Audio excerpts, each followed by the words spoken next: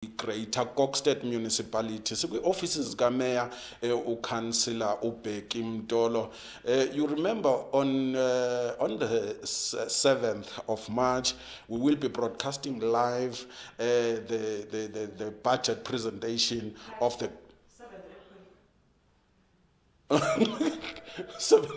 okay, sorry. All right, it's 7th April. 7th April. 7th April, not 7th March. We will be broadcasting live here at the Greater Kokstad Municipality. Cllr Bheki Mtolo will be presenting a budget speech for 2021-2022 financial year. But we are here today just to find out the state of readiness about the day that we are talking about. Let's welcome Cllr Bheki Mtolo. Bheki Mtolo, welcome. Sir. Welcome, Mr. Nomapong and your viewers. All right, let's just we want to know how ready are you guys for the 7th of April? No, we are ready. All things have been put to place, and the only thing that I think all people know is that we are operating under the restrictions of COVID. Of course, our capacity of the venue that we are in there, it can't take more than 200. Yes. In terms of COVID-19 regulations. And then we've also made sure that all stakeholders are invited, Chamber of Commerce, we also invited Swartberg Farmers Association, Mount Carey Farmers Association, Kokstad Ratepayers Association, Bongweni Farmers Association, NAFCOC. We've also invited ward committees and all other NPOs and NGOs that are within the Greater Kokstad Municipality. You are ready. All right. Now, one wonders, what issues will you be dealing with on that day? Yeah, the issue we'll be dealing with on that day, it's, which I know ratepayers, they more focus on other than capital projects and the budget itself is tariffs. Remember, economy is not doing well. Our budget is made out of more business sector and mid-strata, which is government employees. And you will know that government employees have not got increase. And then while food prices and everything else is growing, medical aid has increased, they little bit at a bottom line. And they will want to know what will be the tariffs. That's what we'll focus on. But I can assure them that most of the tariffs have been kept at least inflation rate, except electricity, because electricity is guided by NERSA and ESCOM. I think electricity is a little bit higher, very, very higher. And I think you will also touch on the projects and programs that you have done in the last financial year. Yes, we will touch at the programs. Remember, this is the last budget of our term from 2016 through August. Then we'll also touch on what we've done, how many kilometers of roads we've done, what infrastructure we've put. We've done a lot in the past 4 years. We've invested a lot on electricity upgrade in terms of making sure that we revamp our electricity cables, substation, mini substation. I think roughly, I think we've spent more than 100 million on just electricity capacity upgrade. And currently, even in the budget, they will see we're building a very big substation. Which is amounting to 90 million. We're doing all that. We've done a lot of projects. Then I will detail all those projects that we've done in the past 4 years. But also, we're going to do other projects in the next financial year. I believe others already, they are on the advert to get some credible service providers, because we need to be proactive. You advertise early so that you anticipate appeals, objections, and any other obstacle that may arise. It is different because it's a last budget that you will be presenting in as far as your term is concerned. What else? I hear that people will be asking questions. Yes, people will be asking questions. For example, people will want to know what has informed our proposed tariff increase.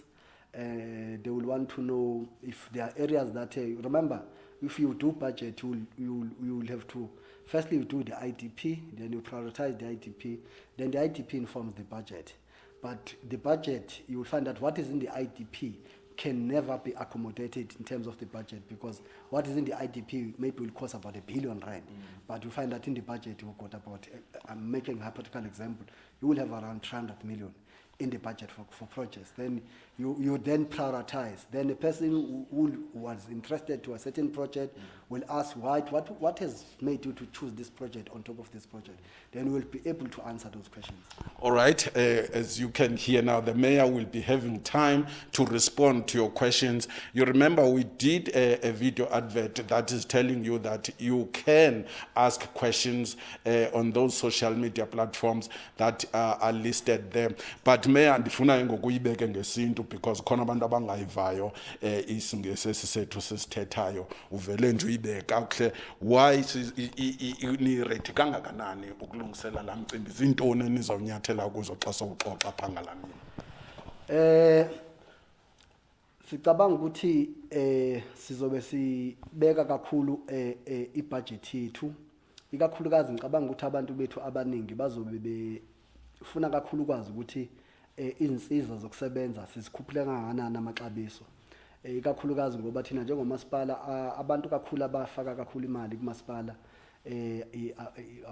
osomashishini babucala, then mase kube abasebenzi bakahulumende. And ke sizokwazi ukuthi abasebenzi bakahulumende kulonyaka abakhuthulelwa ngamaholo, bengakhuthulelwa ngamaholo nje kodwa xa bezitoro bafika isonka sikhuphukile, udizili ukhuphukile, standard of living sikhuphukile, ama-medical ikhuphukile, then you can ungabona ukuthi baku bottom line. Then they will want to know ukuthi ama-tariffs azoba affecta kangakanani. But ngingasho nje ukuthi sizamile ukuthi siwenze abe reasonable, siwabeke kwi-level lapho esithi mhlawumbe kwi-inflation rate, not above 4.5%.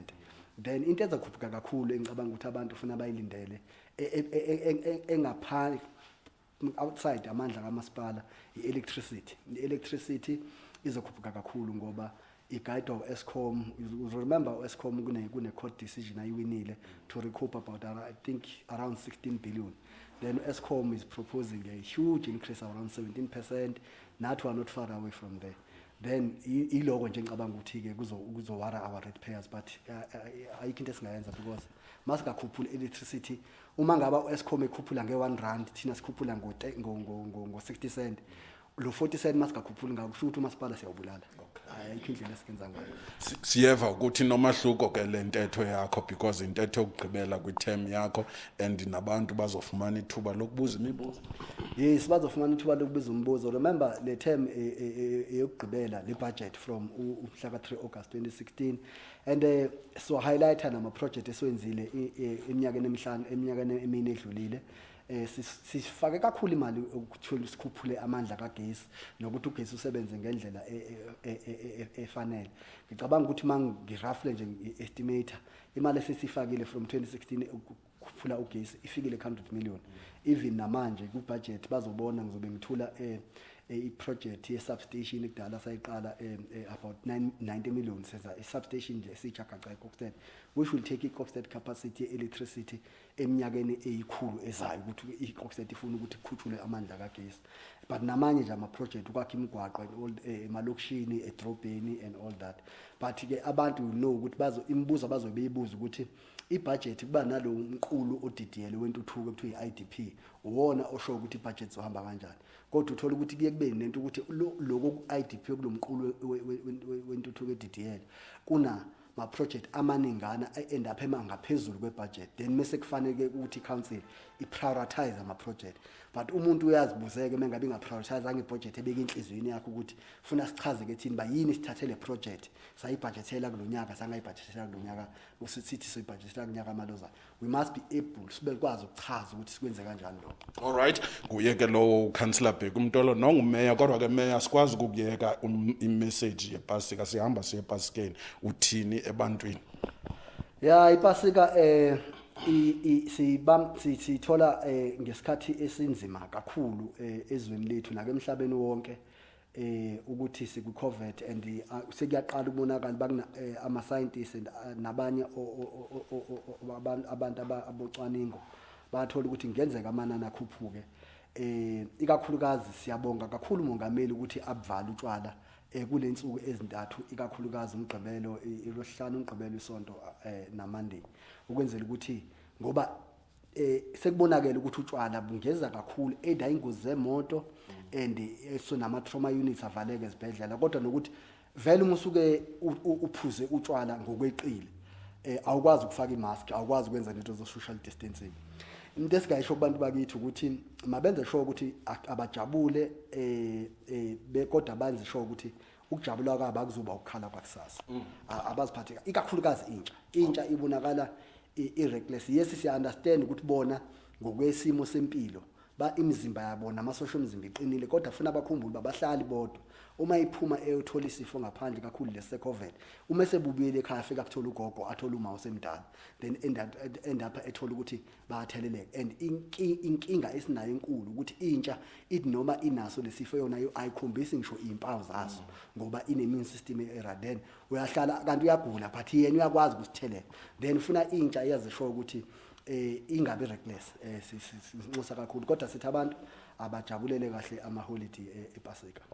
Alright ke bethunana nguye ke lo uCouncillor Bheki Mtolo ungumeya ke wase Greater Kokstad Municipality abantu baye bakhalaza bathi xa sithi GKM baxa kuba yintoni GKM ku Greater Kokstad Municipality ngomhla wesixhenxe ngo10 ekuseni apha eTown Hall uzobe sethula intetho yakhe ngalamini ungalibali ke wena uzobe ungekho apha ngenxa yemithetho yeCovid ubukele kwi-Informer digital television ku Facebook page na ku YouTube kanti ke nakuzo ezase Greater Kokstad Municipality ku Facebook na ku YouTube.